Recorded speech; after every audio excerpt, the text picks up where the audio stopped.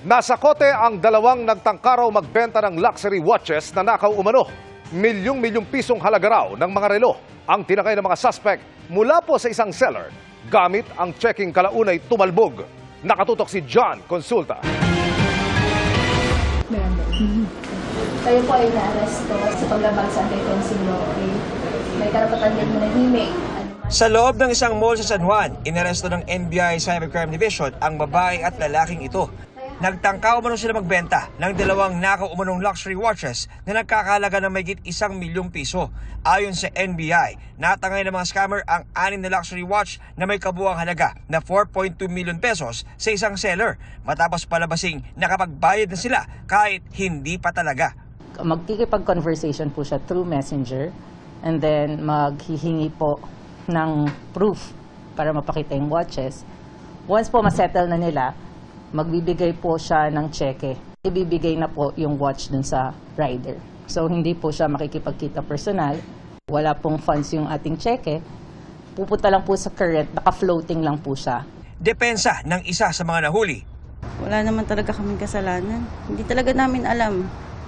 Mamatay na napag-utusan lang. Hindi pa pala totoong bayad yun. Yung pala ay hindi natin alam na magbabounce pala yun. Naghahanap buhay tayo ng maayos, may mga ganito naman tao. Pa-file natin yung dalawang nahuli natin ng anti-fencing law dahil nahuli natin sila na currently na nagbebenta ng nakaw na mga items. Pagka medyo mababa yan sa normal price, magtaka na po tayo dahil red flag po yan na maaaring galing sa nakaw o sa illegal na bagay. Para sa GMA Integrated News, John Consulta, nakatutok 24 oras.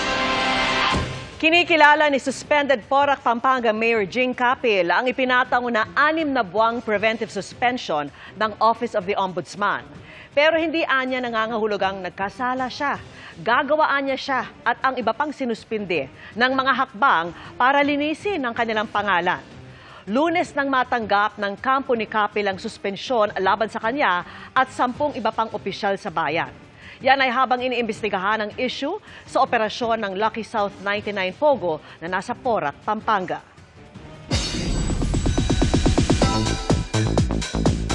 Happy Friday, chikahan mga kapuso! Time to meet the online stars of tomorrow. Meron na rin kasing digital arm ang Sparkle na Status by Sparkle at 19 content creators and social media personalities agad ang nag-sign up sa kanila. Makichika kay Aubrey Carampel. Opisyal nang nilaunch ng Kapuso Talent Management ang Status by Sparkle, ang digital arm ng Sparkle GMA Artist Center.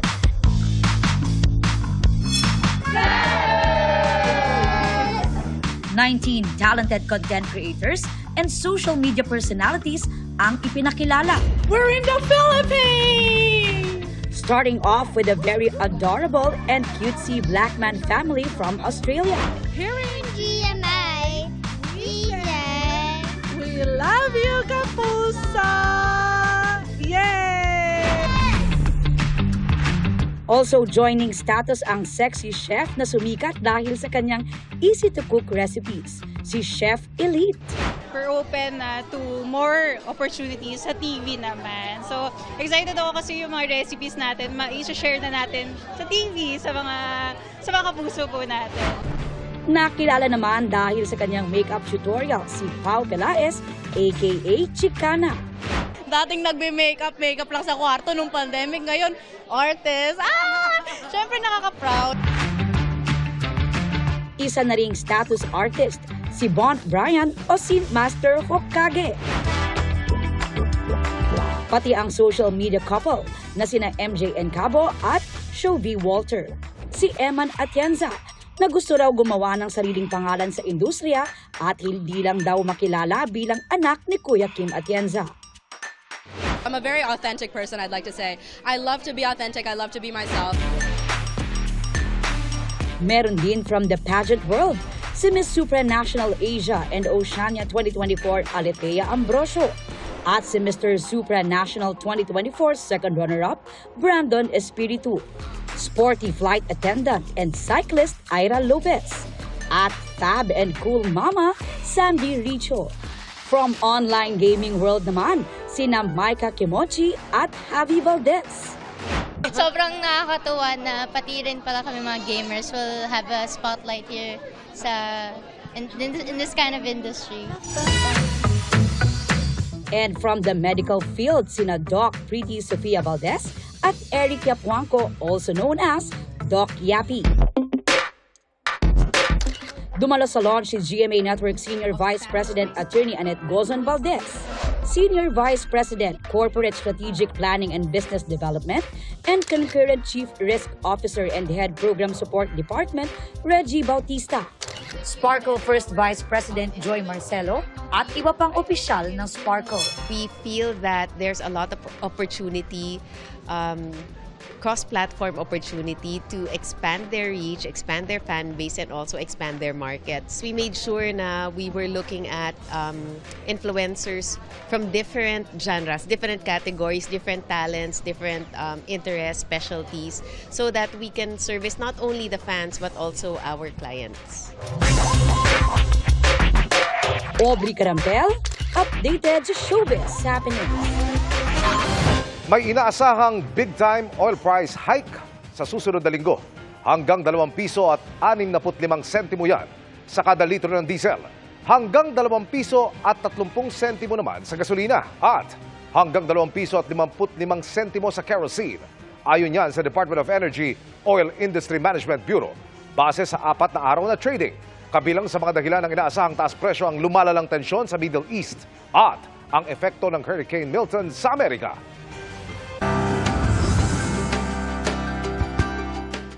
Saan hahanap ng kanlungan kung wala ka ng babalikang tahanan? Yan ang kalbaryo ng mga taga-Batanes na lubhang naapektuhan ng Super Typhoon Ulian. Tuloy-tuloy ang GMA Kapuso Foundation sa pamamahagi ng tulong doon sa ilalim ng ating Operation Bayanihan. Mahigit 1 linggo na mula ng hagupitin ng Super Typhoon Ulian ang Batanes. Pero ang ilang Ibatan, lugmok pa rin sa matinding pinsala ng bagyo. Si Gina, flooring na lang ang natira sa kanyang bahay matapos bayuhin ng bagyo. Itinali naman daw niya ito, pero hindi pa rin kinaya ang malakas na hangin. Medyo nararamdaman na yung hangin. Pinausap ko na po yung partner ko na kung pwede lilikas na kami kasi depende, mawawala na bahay, wag lang kami. Nakaranas din ang pagbaha sa bayan ng Uyugan. Kaya sila Divina, kahit na delikadong pumunta sa inabandona niyang bahay na bato, dito muna niya itinago ang mga naisalbang gamit mula sa bagyo. Yung lumang bahay, hindi na pwedeng tirahan kasi may biyak-biyak na sa taas. Yung bagyo na yung Kiko, at angay din yung bahay namin na isa. Tapos ito na naman. Wala akong pagkuhanan kasi yung trabaho ko lang. Nambubukid kami. Malawak na pinsala ang iniwan ng Super Typhoon sa 3 isla ng Batanes, ang Batan, Sabtang at Itbayat. Kaya ang GMA Kapuso Foundation agad na nagtungo sa mga apektadong isla para mamahagi ng food packs at inuming tubig para sa 14,000 individual. Nagpakain din tayo ng lugaw at nagbigay ng mga gamot sa Provincial Health Office. Ito ay malaking tulong talaga, yung pagbibigay nyo rin ng mga gamot. Kasi ma-assure natin na, alam nyo na after disaster, hindi natin masigurado kailan ba darating yung mga supplies natin. Diyos Mahalas Kapuso! Sa mga nais tumulong, bisitahin lamang ang GMA Kapuso Foundation website na www.gmanetwork.com/Kapuso Foundation/donate. Bukas inaasahang darating sa bansa ang ilang OFW na nagpa-repatriate na sa gitna ng nagpapatuloy na gulo sa Lebanon. Dumanak man ang dugo dahil sa pagsabog, ramdam pa rin ang pagbabayanihan ng ating mga kababayan doon para tulungan ang ilang walang makain at sa mga tent na nakatira. Nakatutok si JP Soriano. Kita sa kuwang ito ng OFW na si Rosemary kung paanong di magkamayaw ang mga residente at rescuer ng Ras Al Nabaa sa Beirut, Lebanon, kasunod ng airstrike ng Israeli forces. nagkalat ang mga debris ng tinarget na gusali na may nasusunog pang bahagi. Obserbasyon ni Rosemary, tila targeted o partikular sa isang palapag ang tinitira. Indikasyong maaaring alam na kung nasaang palapag ang umano'y target na Hezbollah. Pagka lumalabas po ako, nakikita ko po yung mga nabubumba na building. Halimbawa, kung may mga 8th floor, 5th floor na building, kung ang tinarget nila is 3rd floor, yung 3rd floor lang po ang nabubumba, hindi naman po buong building nakukulaps. Depende lang doon sa place ng dahay na talagang doon, building kinukulaps nila. Iisa lang naman ang target ayon sa Israeli media reports, ang senior member ng Hezbollah na si Wafik Safa. Pero hindi bababa sa 22 ang patay para lang sa partikular na pag-ataking ito. Mahigit 100 ang sugatan. Problemado rin ang mga nakaligtas na wala nang maayos na matitirhan. Ang marami tumutuloy na lang sa mga tent. Kaya ang ilang mga Pilipino roon nagbayanihan at nag-ambagan para makabili ng pagkain at iba pang pangangailangan ng mga na-dislocate na. May mga area po na nagtatayo sila ng tent, ganun, bawat pamilya po nung nasa bugan na yon. Mga pamilya po sila nagtatayo ng mga tent. Binibigyan po namin sila ng mga pagkain, samahan ng manggagawa ng Lebanon. Nakasusulasok din ang usok na iniwan ng airstrikes na abot na sa mga bahay. Kaya nag-face mask na sina Rosemary at ang mga kasama. Amoy parang parang sunog ba? Binubuksan namin yung windows para kung may bomba, at least hindi mababasag ang salamin pag malakas ang impact. Pero ayaw niyang iwan ang kanyang employer, kaya hindi mo na siya sasama sa mahigit 200 Pilipinong voluntaryong nagpa-repatriate na pabalik ng Pilipinas. 44 years na po, since 1980, nandito na po ako sa kanya. During the Civil War, nandito na po kami. Magkasama kami sa hirap at ginhawa. Ako po ang nagpalaki sa 3 anak niya. Ang mami nila, I cannot leave her alone kasi marami po rin siyang hirap sa amin. Bukas o sa araw ng linggo, inaasahang darating na sa Pilipinas ang ilang OFW sakay ng commercial flight na nagpalista sa repatriation sa Lebanon.